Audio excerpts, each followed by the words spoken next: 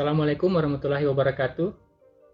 Salam sejahtera untuk kita semua. Bagaimana keadaannya semua? Apakah sehat-sehat? Semoga dalam keadaan sehat walafiat ya. Apa suara saya kedengaran? Gimana? Apa suara saya kedengaran? Bisa kedengaran? Oke, baik. Terima kasih sudah hadir di pertemuan kita untuk mata kuliah Ilmu Ukur Tanah Program Studi Teknik Sipil. Yang akan kita bahas, kita bicarakan pada pertemuan kali ini itu mengenai tahapan-tahapan atau proses pengukuran untuk alat ukur teodolit. Nah, yang akan kita ukur di sini, ya, contoh yang akan saya berikan itu pengukuran poligon tertutup, ya, pengukuran poligon tertutup. Jadi itu bisa kita lakukan dengan menggunakan alat ukur teodolit.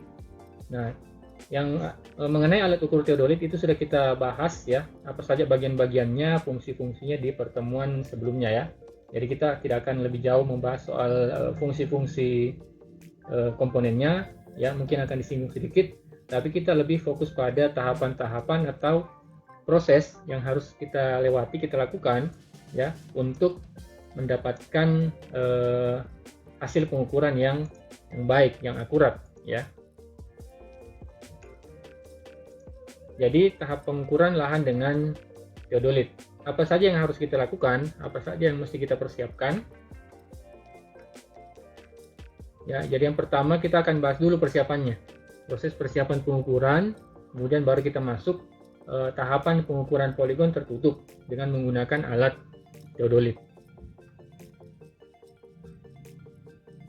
Yang pertama, persiapan pengukuran. Nah, apa yang harus kita persiapkan? Ya, tentunya alat dan bahan yang akan kita pakai. Yang pertama, tentu harus ada alatnya, alat teodolit. Alat atau pesawat, ya istilahnya sama saja. Orang biasa bilang alat, biasa juga dibilang pesawat teodolit. Kemudian ada namanya statif atau tripod. Nah, statif atau tripod itu tempat berdirinya alat, ya. Kakinya 3, makanya disebutnya tripod. Kemudian ada patok ukur. Patok ukur bisa dari bahan kayu, bisa juga dari besi, ya, bisa juga bahan lain seperti cat atau pilox, ya. Yang penting untuk penanda, ya, menandakan titik di mana kita akan menaruh alatnya, yang mana yang mau diukur. Kemudian payung, fungsi payung tentu untuk melindungi alat dan juga orang yang mengukur supaya tidak terganggu oleh cuaca yang panas ataupun juga hujan. Kemudian bak ukur atau leveling staff. Bak ukur biasa dibilang juga rambu ukur. Ya, ini seperti mistar panjang ya, fungsinya tentu untuk membantu kita membaca ini nantilah yang akan diukur atau ditembak istilahnya dari teodolit ya, akan diukur tingginya, kita lihat, kita akan mengeker melalui teropong untuk melihat bak ukur ini di kejauhan ya, di titik yang akan kita ukur nanti. Kemudian buku dan juga alat tulis, ini tentu untuk mencatat titik-titik pengukuran, koordinat maupun juga jarak. Sebentar kita akan lihat contoh apa saja yang harus dipersiapkan untuk dicatat. Kemudian ada juga GPS atau kompas. Paling bagus memang kalau alat GPS ya, atau Global Positioning System, tentu supaya lebih akurat pembacaan data, terutama koordinat atau titik di mana kita akan mengukur. Kemudian meteran di sini mungkin meteran yang bisa dipersiapkan bisa memakai meteran roll ya, yang panjang bisa sampai 50 atau 100 meter. Serta perlu juga meteran yang pendek ya, meteran besi ya, bisa sekitar 5 atau 7 meter. Ya, fungsinya kalau bukan untuk menghitung tinggi alat, ya juga jarak antar dua titik. Kemudian APD atau alat pelindung diri. Apa saja itu? Mulai dari helm, ya helm proyek, kemudian ada rompi safety, kemudian sepatu kerja di sini tentu untuk pekerjaan-pekerjaan proyek yang tentu bawahnya atau bahannya itu lebih kuat dibandingkan sepatu biasa. Kemudian kacamata dan juga masker untuk pelindung. Kemudian kita lanjut. Nah, kalau sudah dipersiapkan alat dan bahannya tersebut, kita sudah bisa memulai pengukuran. Nah, sebelum kita melakukan pengukuran, kita melakukan terlebih dahulu observasi awal, ya, untuk menentukan titik-titik di mana kita akan meletakkan patok, ya, patok pengukuran.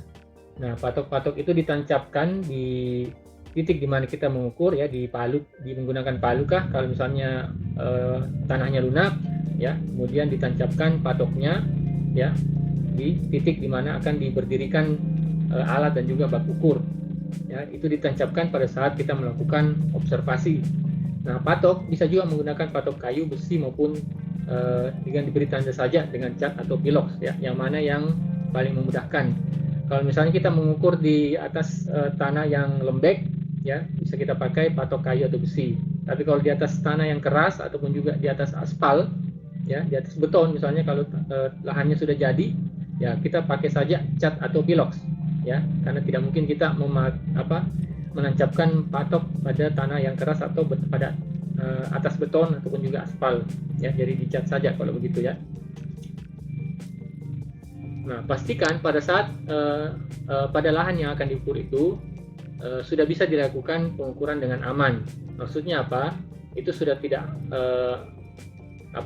lahan tersebut atau tanah yang akan diukur itu sudah tidak ada lagi bahan-bahan yang berbahaya, ya, tanahnya sudah stabil, kemudian juga aman. Ya, misalnya kalau dari kegiatan pengukuran yang kita lakukan biasa juga mencakup pengukuran jalan ataupun juga pengukuran di kota-kota besar, ya, itu harus dipastikan aman dari lalu lintas, ya, karena bisa jadi kita akan meletakkan alat di tengah jalan atau di pinggir jalan. Jadi tentunya siapkan juga rambu-rambu, ya, untuk mengalihkan lalu lintas dari alat maupun juga orang pada saat kegiatan pengukuran, ya. Kemudian siapkan formulir pengukuran, ya, ini untuk mencatat data-data yang akan dibaca di lapangan. Ya, makanya kita perlu tadi alat tulis, ya, alat tulis itu penting, jadi harus disiapkan memang pada saat mengukur. Nah, ini untuk contoh saja. Jadi misalnya ada lahan yang akan kita ukur. Nah, di situ lahannya mengelilingi satu gedung atau bangunan. Kita tentukan berapa titik yang akan kita lakukan atau kita akan letakkan alatnya. Di situ misalnya kita tempatkan 7 titik pengukuran. Nah, 7 titik itu mengelilingi satu bangunan atau beberapa bangunan, ya. Jadi tentukan dulu pada saat observasi, ya, tentu dengan menggunakan alat patok tadi, ya, ataupun juga diberi tanda dengan piloks. Nah, kemudian ini contoh formulir pengukuran.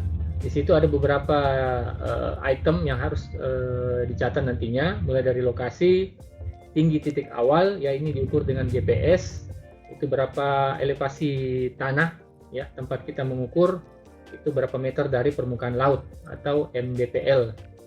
Kemudian kita akan mencatat juga koordinat X dan Y-nya, menit, derajat, menit, dan detiknya, ya. Kemudian ada azimut awal, yaitu kita ukur di titik pertama. Kemudian ada titik target, ya. Kemudian bacaan sudut, menit, derajat, menit, dan detik, bacaan rambu, benang atas, benang tengah, dan juga benang bawah. Kemudian ada tinggi alat, ya, dalam satuan meter, dan juga jarak optis dalam satuan meter. Ini akan kita catat nantinya pada saat pengukuran di lapangan. Ya, tidak kalah penting juga, ya, tanggal pengukurannya, cuaca, dan diukur oleh siapa, ya. Jadi orang yang bertanggung jawab untuk mengukur itu ditulis namanya di situ, ya. Nah, itu tadi untuk tahap persiapan. Nah, sekarang kita akan lakukan pengukuran tertutup, pengukuran poligon tertutup dengan alat teodolit. Yang pertama itu adalah mendirikan alatnya. Ya, yang akan kita dirikan pertama-tama adalah statif atau tripod. Jadi yang harus kita lakukan adalah melonggarkan sekrup-sekrup pada kaki-kaki tripodnya, kemudian kita panjangkan kakinya dan angkat sampai setinggi pandangan mata. Ya, sampai setinggi pandangan mata. Ini tugas fungsinya supaya kita bisa lakukan pengukuran itu dengan nyaman. Jangan sampai kita terlalu bongkok atau terlalu mendongak pada saat mengukur. Jadi sesuai dengan kenyamanan atau tinggi badan dari yang mengukur atau yang akan membidik nantinya ya. Jadi kalau orangnya pendek ya tidak usah terlalu panjang kaki tripodnya, ya sesuaikan dengan tinggi mata. Kemudian bentangkan ketiga kaki tripod hingga bidang level ya, atau kepala tripod terlihat sedikit datar. Jadi dibentangkan, dilebarkan ketiga kaki statif atau tripodnya sampai kepala tripod ya, atau lempengan di atas tripod itu terlihat sedikit datar. Jadi tidak harus betul-betul datar ya. Nanti akan disetting lagi. Nah, jadi seperti ini, bentangkan sampai setinggi mata, kemudian dilebarkan ketiga kakinya sehingga kepala tripod ya, atau lempengan atas tripod itu sudah kelihatannya datar ya. Nanti akan disetting di tahap berikutnya supaya betul-betul rata ya. Pastikan juga bahwa kaki-kaki tripod itu menyentuh tanah dengan stabil ya. Jangan sampai salah satu atau beberapa kaki tripodnya itu menyentuh tanah yang tidak stabil atau lembek. Nah, itu juga bisa mempengaruhi akurasi dari pengukuran. Jadi pastikan sudah ditekan baik-baik kaki tripodnya sehingga tidak bergeser atau tidak turun ya pada saat nanti akan meletakkan alat. Apalagi kalau sudah melakukan pengukuran ya, pastikan sudah stabil dan tidak bergerak lagi tripodnya. Yang kelima, tinjau titik patok pengukuran melalui lubang pada kepala tripod. Di kepala tripod ya, di lempengannya itu ada lubang. Kita bisa mengintip dari situ ya. Kita intip ke bawah dan pastikan titik patok pengukuran itu sudah berada tepat di tengah. Ya, sudah di tengah-tengah lubang kepala tripod. Ya, itu untuk memastikan bahwa tempat berdirinya tripod itu sudah benar. Ya, tidak bergeser lagi, tidak melenceng lagi dari titik pengukuran. Nah, kemudian kita letakkan alat teodolit di atas kepala tripod. Ya, kalau sudah dipastikan sudah di tengah, baru kita taruh alat teodolitnya di atas kepala tripod. Ya, kemudian kita kencangkan skrup pengunci. Ya, jadi ada skrup pengunci di kepala tripod. Ya, di bagian bawah kepala tripodnya kita kencangkan sehingga alat tidak terjatuh pada saat digunakan. Jadi mengunci supaya alat teodolitnya itu tidak bergeser dan juga tidak terjatuh. Nah, jadi setelah diletakkan, kemudian kita cari penguncinya di bagian bawah, kita kencangkan ya supaya kepala tripod dan juga teodolitnya itu menempel dengan baik. Ya, menempel dengan baik, jadi tidak jatuh pada saat kita pakai. Nah, berikutnya kita melakukan centering. Centering di sini maksudnya adalah kita betul-betul memastikan lagi bahwa posisi alat, posisi teodolit itu sudah benar-benar persis di atas titik pengukuran.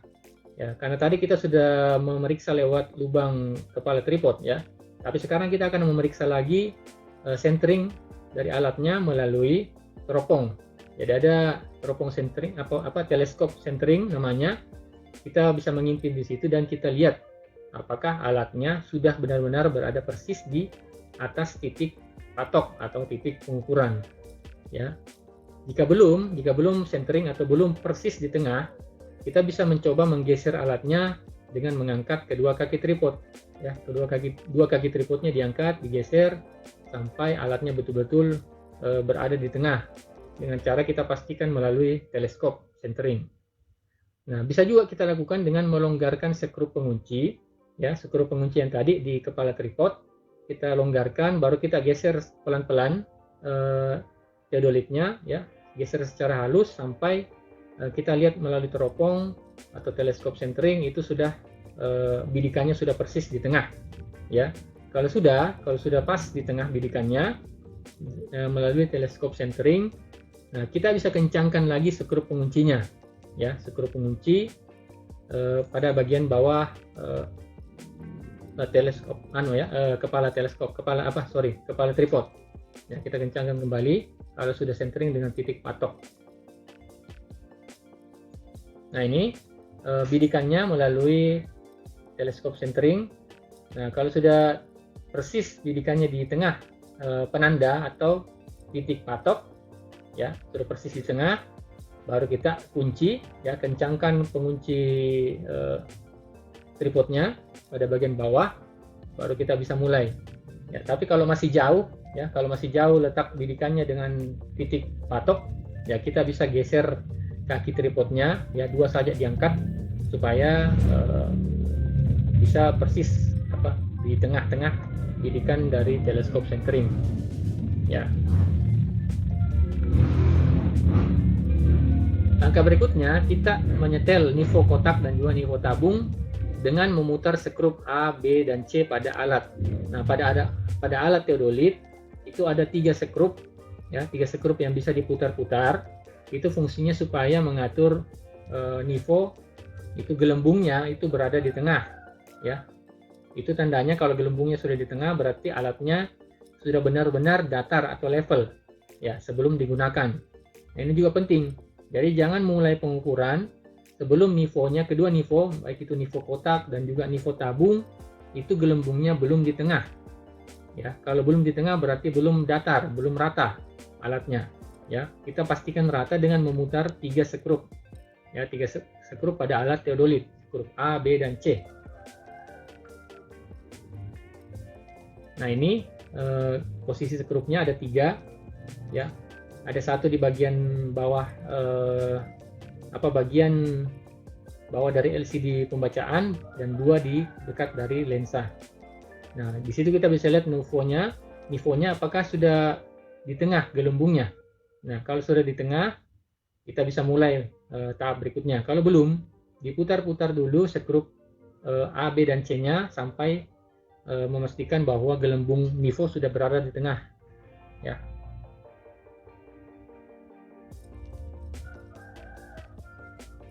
Nah, kalau sudah, kita bisa lanjut ke tahap berikut. Tahap berikutnya adalah setting alat teodolit. Nah, alat teodolit ini kita hidupkan dulu, ya, kita nyalakan dengan menekan tombol power. Nah, kemudian kita longgarkan skrup pengunci vertikal dan horizontal pada alat. Ya, ada skrupnya untuk mengunci teleskop atau teropongnya, itu kita longgarkan dulu skrup pengunci vertikal dan horizontalnya. Baru kita putar teropong searah jarum jam, ya, hingga muncul angka sudut di monitor atau LCD pembacaan. Ya, jadi longgarkan skrup pengunci, baru teropongnya diputar searah jarum jam sehingga memunculkan angka pada monitor, ya. Kemudian posisikan teropong menjadi 90 derajat. Nah, jika sudah mendekati 90 derajat, ya, artinya bacaan vertikalnya sudah mendekati 90. Nah, baru kita kencangkan pengunci vertikal, ya. Kita kencangkan pengunci vertikalnya supaya teropongnya itu enggak goyang-goyang lagi, tidak bergerak, ya, sudah terkunci, dan kita mulai memutar penggerak halus vertikalnya. Nah, ini sudah supaya kita pastikan bahwa dia 90 derajat, ya, 0 menit 0 detik, ya, pakai penggerak halus vertikal. Ya, ini gambarnya, tombol hold-nya di sini, ini tombol 0 set, kemudian ini tombol power untuk menyalakan alat teodolit.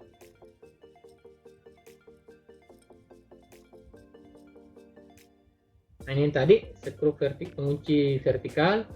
Yang di atas, yang di bawah, di bagian sini adalah skrup pengunci horizontal, ya.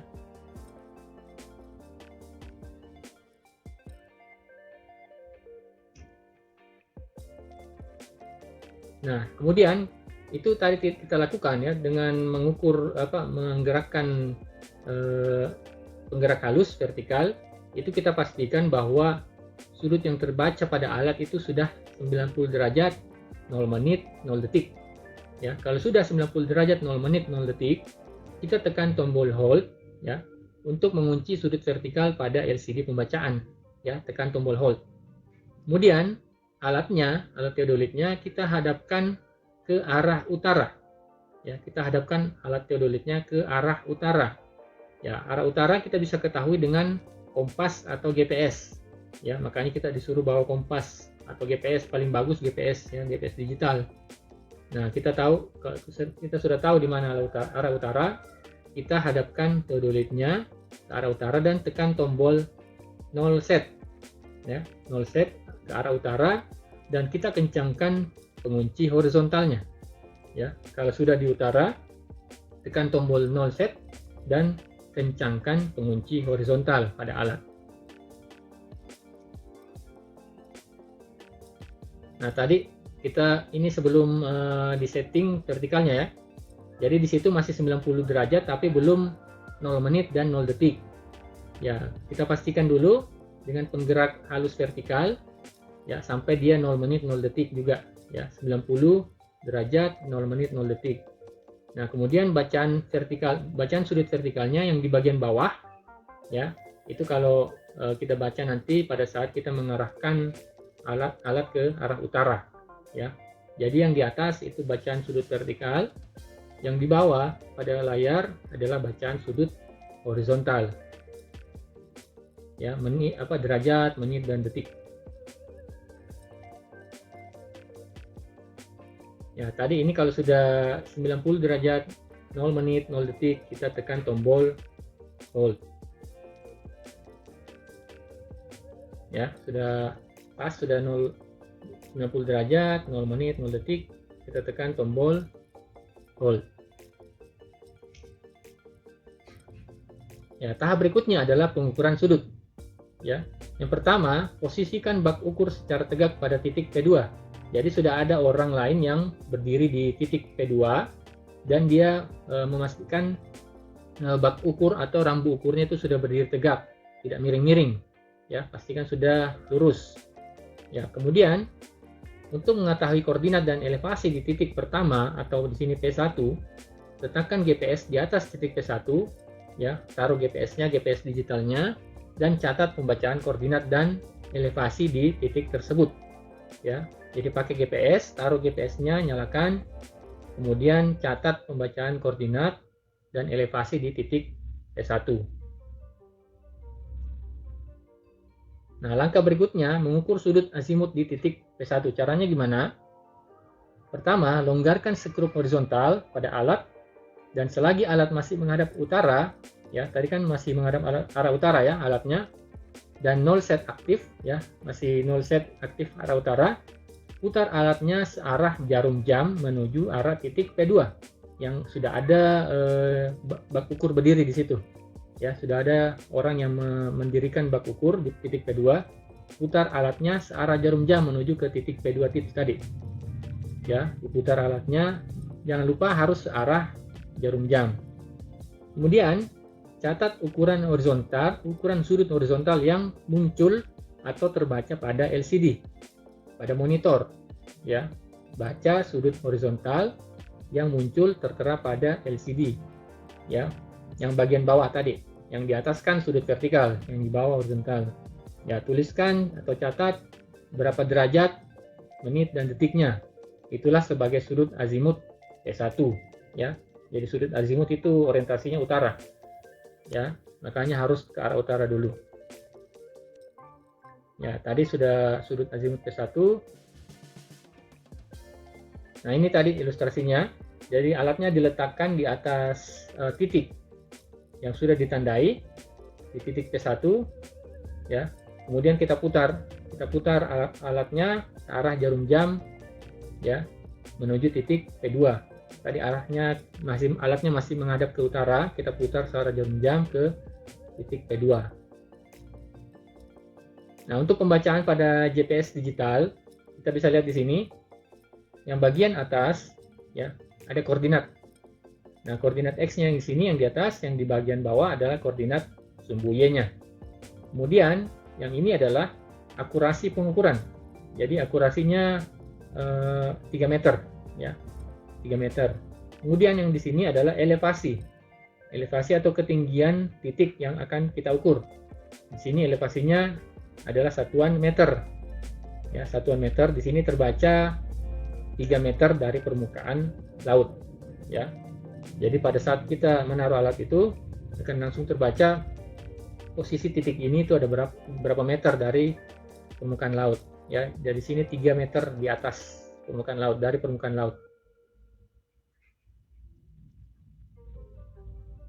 Berikutnya, kita mengintip alat melalui teleskop pada arah bak ukur di P2, ya, di mana sudah ditegakkan bak ukurnya, dan catat bacaan benang yang terlihat. Nah, bacaan benang yang kita akan tulis itu ada 3. Ada benang atas, benang tengah, dan juga benang bawah. Nah, dicatat ya melalui bacaan intipan di teleskop. Nah, untuk mengetahui sudut dalam pada P1, ya, untuk mengetahui sudut dalamnya, tekan tombol 0 set di arah P2, ya. Pada saat alat masih mengarah ke P2, tekan tombol 0 set dan putar alatnya searah jarum jam menuju titik sebelumnya, ya. Titik sebelum P1 itu titik terakhir, ya. Jadi kita arahkan atau putar searah jarum jam menuju titik terakhir. Di sini titik terakhirnya itu P7, ya, titik P7. Jadi sebelum P1 kita P7 dulu. Jadi putar alatnya, kemudian catat sudut horizontal yang muncul pada LCD, ya. Catat sudut horizontal, bacaan sudut horizontal yang muncul pada alat, ya, mulai dari derajat, menit, dan juga detiknya. Itulah sudut dalam pada P1. Nah, di situ ilustrasinya. Jadi kita mengintip melalui teleskop, ya. Kita arahkan alatnya ke bak ukur yang sudah ada berdiri di titik P2, ya. Kemudian pada alat kita lakukan pembacaan. Kita mengintip di teleskop, ya. Ada benang atas, ada benang tengah, ada benang bawah. Yang ketiganya ini kita catat, ya. Benang atasnya berapa, benang tengahnya berapa, benang bawahnya berapa, ya. Kita catat di formulir pengukuran.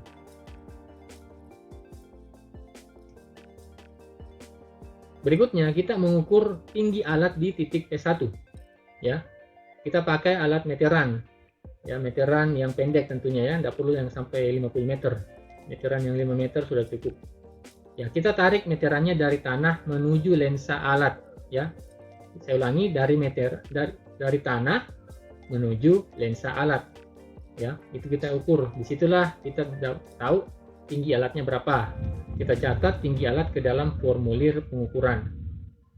Kemudian setelah sudut dalam, bacaan benang, dan tinggi alat P1 sudah diketahui, kita siap memindahkan alat ke titik P2.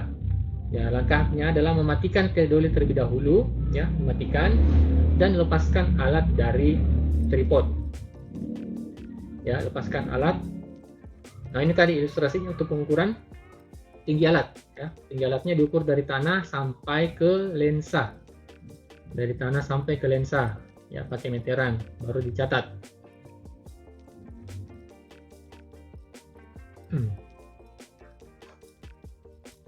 Ya, pastikan pada saat melepaskan alat teodolit itu alatnya dipegang erat-erat dengan di handle-nya agar alat tidak terjatuh.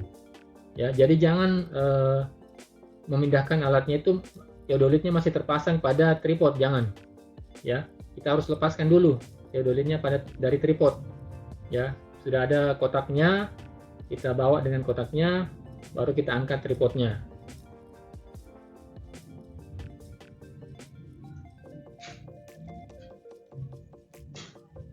Kemudian untuk pengukuran di titik P2, lakukan setting alat seperti pada P1, ya, sama. Tapi di sini alat sudah tidak perlu lagi diarahkan ke utara, ya, karena arah azimut nantinya akan dihitung dengan analisis data pada pengukuran, ya. Jadi tidak perlu lagi mengukur mengarahkan ke utara alatnya, ya. Nah, setelah alat sudah disetting, arahkan alat ke bak ukur di P3. Intip teropong dan catat bacaan benang yang terlihat, ya. Jadi sama seperti pada saat kita masih di P1 tadi, ya. Di P2 kita arahkan alat ke bak ukur di P3 ya, dan kemudian kita catat benang yang terlihat, benang atas, benang tengah, dan benang bawah. Kemudian kita juga mengukur tinggi alat pada P2. Jadi caranya sama, ukur dengan meteran dari tanah ke lensa alat ya, dengan menggunakan meteran, dan catat tinggi alat pada formulir ya. Kita masukkan tinggi alat di titik P2 di situ. Nah, setelah itu kita mengukur sudut dalam di P2. Caranya bagaimana? Tekan tombol 0 set pada arah P3 ya. Jadi alatnya masih mengarah ke P3. Kita tekan tombol 0 set dan putar alatnya searah jarum jam menuju titik sebelumnya, yaitu titik P1 ya. Menuju titik P1 searah jarum jam ya, jangan lupa putar alat searah jarum jam menuju titik P1, titik sebelumnya lah ya. Di P1 kan kita arahkan ke P7 ya. Nah, di P2 kita arahkan alatnya ke P1 searah jarum jam.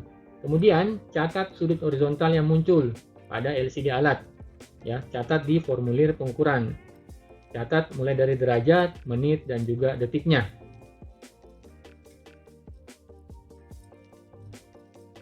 Kemudian setelah itu untuk pengukuran pada titik selanjutnya di titik P3, P4, P5, P6, dan P7 ya, dan seterusnya, itu langkahnya sama seperti pengukuran pada titik P2 ya, jadi sama. Kemudian setelah pengukuran selesai, matikan alat dan kendurkan skrup pengunci horizontal dan vertikal. Ya, kemudian lepaskan teodolit dari tripod ya, dengan cara melonggarkan pengunci alatnya di bagian bawah kepala tripod, diangkat dan masukkan ke dalam kotak penyimpanan dan dikunci. Ya, jadi ini kotak untuk teodolitnya, masukkan sesuai dengan cetakannya supaya teodolitnya tidak terguncang pada saat dibawa. Ya, kemudian untuk tripodnya ya, kita kencangkan pengunci kaki-kakinya itu setelah dipendekkan ya. Awalnya dilonggarkan, kemudian dipendekkan, baru kita kencangkan kembali dan pasang tali pengamannya ya, supaya kakinya tidak terbuka atau membentang pada saat dibawa atau disimpan.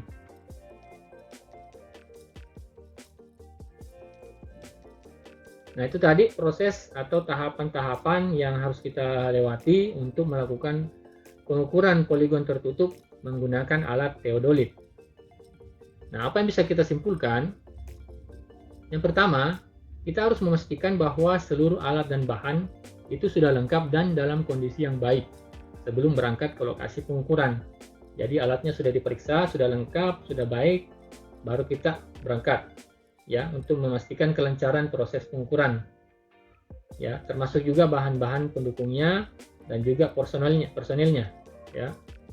Kemudian pada saat pengukuran itu sangat penting sekali kita melakukan persiapan, diantaranya adalah setting alat dan pendirian alat tadi, terutama pada saat kita mendirikan statif atau tripod ya. Pastikan tanah tempat kita menaruh tripod itu sudah stabil, tidak ada tanah yang gembur atau lembek sehingga menyebabkan alatnya itu tidak rata pada saat kita melakukan pengukuran. Itu fatal sekali ya, karena kalau sudah tidak rata ya, hasil pengukurannya tidak akan akurat ya. Kemudian juga yang tidak kalah pentingnya adalah ketelitian. Nah, ketelitian di sini maksudnya bisa dalam bentuk melihat posisi alat pada saat men-setting dan juga membaca bacaan benang. Nah, bacaan benang juga harus dilakukan dengan teliti supaya pengukurannya itu benar-benar akurat. Nah, tentunya diperlukan kondisi prima pada saat itu ya, dan juga posisi dari bak ukurnya atau rambu ukurnya itu harus benar-benar tegak ya. Jadi orang yang memegang, yang mendirikan bak ukur juga penting ya, bukan hanya yang mengintip melalui teropong.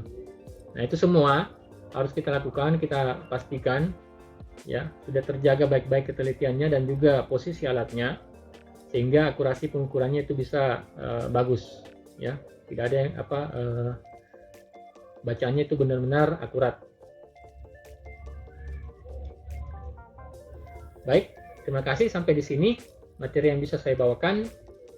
Untuk pertanyaan maupun juga diskusi itu kita bisa lakukan, silakan menuliskan di kolom komentar, maupun juga untuk yang bergabung di grup WA bisa ditanyakan di situ jika ada yang tidak dimengerti atau dipahami, atau ingin menanyakan tugas-tugas maupun juga hal lain, itu bisa dilakukan melalui grup WA atau juga bisa melalui Google Classroom. Untuk linknya dan juga materi akan saya bagikan di situ nanti, ya. Baik, terima kasih atas perhatiannya. Semoga bermanfaat bagi kita semua. Mohon maaf bila ada kekurangan maupun juga kesalahan. Wabillahi taufik wal hidayah. Wassalamualaikum warahmatullahi wabarakatuh.